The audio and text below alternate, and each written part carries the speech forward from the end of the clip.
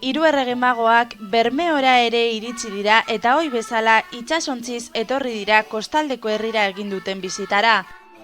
Artza frontoiaren parean lehorreratu dira arratsaldeko 6etan eta Budek elkarteak prestatutako karrozetan hiru erregeak kalerik kale ibili dira herritarrak agurtuz. Desfilean 100 lagun inguruk hartu dute parte.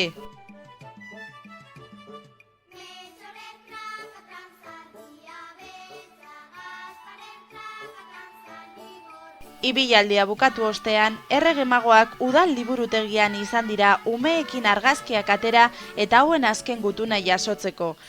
Gau osoan zehar, etxerik etxe opariak banatzen ibili eta gero, datorren urtera arte agur esan die bermeotarrei Meltxorrek, Gasparrek eta Baltasarrek.